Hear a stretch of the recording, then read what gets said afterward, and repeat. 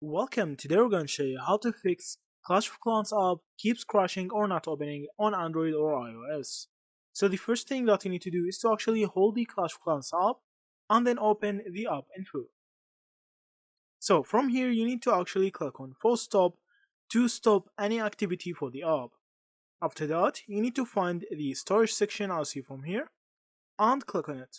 Now you need to actually click on clear cache, and now you can just try to open the app and see if it works again. So if it still doesn't work with you, you can just hold the app again from here and click on uninstall to fully uninstall the app. After that you need to go to Google Play from here. So from Google Play app you need to search for Clash of Clans and reinstall the app.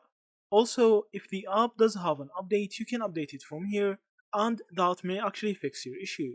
So after the app reinstalls, it won't have any bug, and now you can try to open it and see if it works with you again. So that's it. That's how you fix crashing and not opening on Clash of Clans. Thank you for watching and see you in the next videos.